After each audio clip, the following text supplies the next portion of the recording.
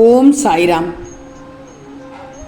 என் அன்பு குழந்தையை, நீ மாயை என்னும் வலையில் சிக்கிக்கொண்டு அதன் பிடியிலிருந்து மீள முடியாமல் மோதிக்கொண்டிருக்கிறாய்.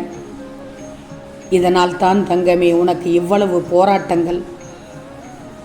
உன் கைகளில் இருப்பதை நீ நிதானமில்லாமல் நழுவ விட்டாலும் அதன் இரு நுனிகளும் என் கைகளில் பத்திரமாக இருக்கிறது.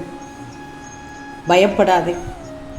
தொட முடியாத தூரத்தில் உன் கனவு இருந்தாலும் தொட்டு விடலாம் என்ற நம்பிக்கையில் நீ இரு. வாழ்க்கையில் எதுவும் சொல்லிவிட்டு வருவதில்லையே, ஆனால் வந்த எதுவும் எதையும் சொல்லிக் கொடுக்காமல் விடுவதில்லை.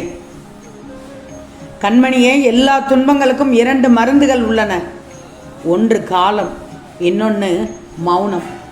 உன்னுடைய தன்மானத்தை யாரிடத்திலும் எப்போதும் ஒருபோதும் எதற்காகவும் விட்டு கொடுக்காதே. ஏன்னா உன்னை விட சிறந்தவன் இந்த உலகில் யாருமே இல்லை.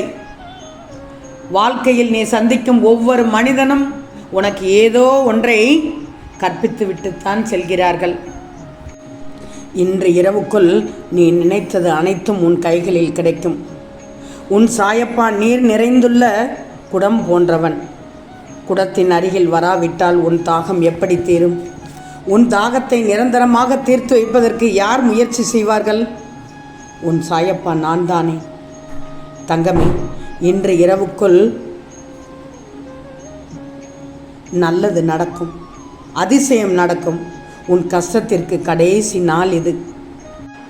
என் செல்வமே, உன் வாழ்வில் மாற்றங்கள் எப்போது வேணுமானாலும் நிகழலாம் என்று சொன்னேனே, அந்த மாற்றத்தை, நல்ல மாற்றத்தை, இனிய மாற்றத்தை நான் இன்று இரவுக்குள் உனக்கு உருவாக்கி தருகிறேன். நீ சற்றும் எதிர்பாராத வேளையில் நம்ப முடியாத வகையில் ஒரு திருப்பமான வாழ்க்கையை அமைத்து தருவேன். இதுவரை நீ பட்ட கஷ்டங்களுக்கு எல்லாம் தீர்வு கிடைக்கப் போகுது. போதும் போதும் என்று கூறும் அளவிற்கு சந்தோஷத்தை அள்ளி அள்ளி தரப்போகிறேன். இனி உனக்கு வெற்றி மேல் வெற்றிதான். எந்த நேரத்திலும் நடக்கவில்லை, முடியவில்லை, வாய்ப்பு இல்லை என்று எதற்கெடுத்தாலும் இல்லை இல்லை என்று சொல்லிக்கொண்டே இருப்பதை மட்டும் விட்டுவிடும். பிரியமே, நீ என் மேல் முழு நம்பிக்கை வைத்தால் என்னால் முடியாத காரியம் என்று எதுவும் இருக்காது. நீ எந்த வழியில் பயணம் செய்ய வேண்டுமோ அந்த பாதையை உன் கண்களுக்கு காமிப்பேன். கண்களை மூடிக்கொண்டு நம்பிக்கையோடு நான் காட்டும் பாதையில் வந்தால் வெற்றி கனியை எடுத்து பிடித்து விடலாம். உனக்கு ஏன் மனக்கவலை? உன் வேண்டுதலுக்கு கேட்க உன் சாயப்பா செவி சாய்க்கவில்லை என்று வருந்தாதே.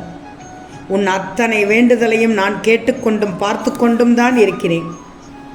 தகுந்த நேரத்தில் ஒரு நல்ல செய்தியை உன் செவியில் கேட்கும்படி செய்வேன். நீ இழந்ததை எல்லாம் திருப்பி கொடுக்க இதோ இந்த நல்ல நாளில் வந்துவிட்டேன். உனக்கான வரங்களை தரப்போவதால் தான் இன்று உன் கஷ்டத்திற்கு இறுதி நாள் என்று கூறினேன். இந்த பிறவியில் இனி நீ சுகமாக வாழப் போகிறாய். ஆனந்தத்தில் மிதக்கப் போகிறாய். என் வைரமே, நீ என்னை மறந்து விடாதே. என்னை வணங்குவதையும் நிறுத்தி விடாதே. தேவைகள் எல்லாம் கிடைத்து விட்டது.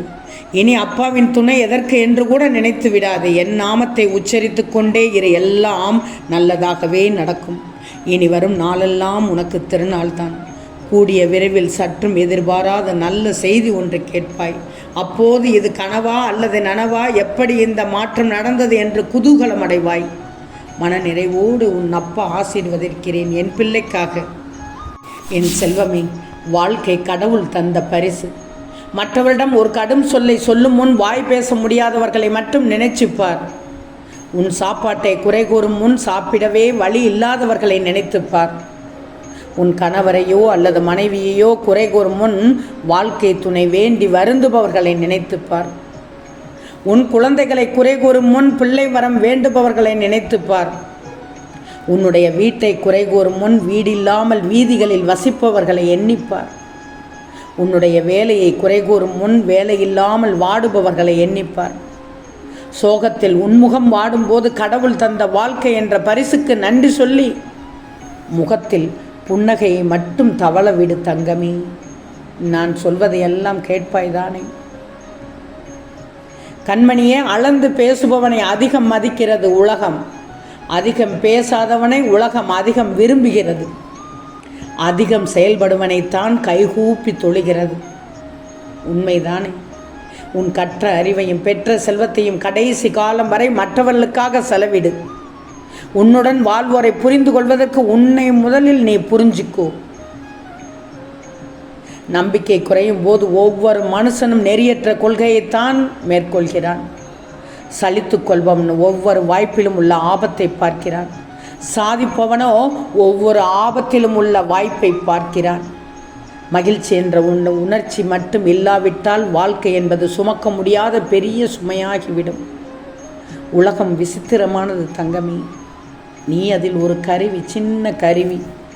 இங்கே பாடம் சொல்லிக் கொடுத்து தேர்வு வைப்பதில்லை. தேர்வு வைத்த பிறகே பாடம் கற்பிக்கப்படுகிறது. நீ ஒன்று யோசித்து பாரு. சிக்கனம் என்பது ஒருவன் பணத்தை எவ்வளவு குறைவாக செலவு செய்கிறான் என்பதை பொறுத்தது அல்ல, அதை அவன் எவ்வளவு உபயோகமாக செலவிடுகிறான் என்பதை பொறுத்துத்தானே ஆகும்.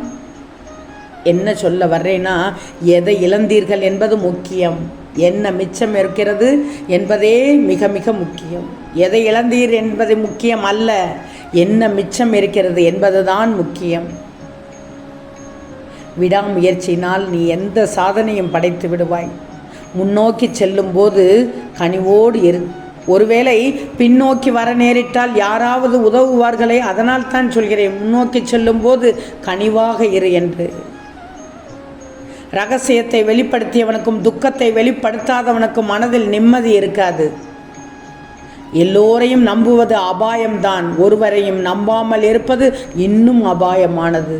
நான் சொல்லும் இரண்டும் புரிந்து விட்டதானே? அதனால்தான் நான் அடிக்கடி சொல்கிறேன், எல்லா துன்பங்களுக்கும் ரெண்டே ரெண்டு மருந்து தான். ஒன்று காலம், இன்னொன்று மௌனம், உன்னுடைய அமைதி. ஆசை இல்லாத முயற்சியால் பயனில்லை, முயற்சி இல்லாத ஆசையால் பயனில்லை. சண்டைக்கு பின் வரும் சமாதானத்தை விட என்றும் சண்டையே இல்லாத சமாதானம் தானே வேண்டும். என் செல்வமே, ஒன்று மட்டும் நல்லா தெரிஞ்சுக்கோ, நேற்றைய பொழுது நிஜமில்லை, நாளைய பொழுதும் நிச்சயமில்லை. இன்று மட்டும், இப்போது மட்டும், இந்த நொடி மட்டும்தான் உன் கையில். மகிழ்ச்சியாக நீ வீணாக்கிய தருணங்கள் எல்லாம் வீணானவை அல்ல.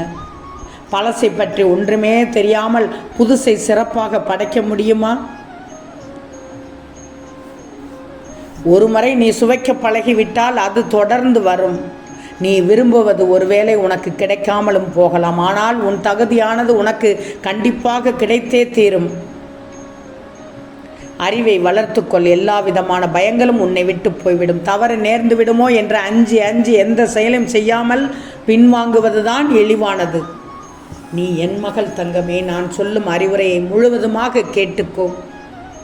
கஷ்டத்திற்கு இன்று இரவு கடைசியாக இருக்கும். ஆம் தங்கமே, நிச்சயம் நடக்கும். நல்லது நடக்கும். நல்லது மட்டுமே நடக்கும். அது நன்மையாகவே இருக்கும். ஓம் சாய்ராம்.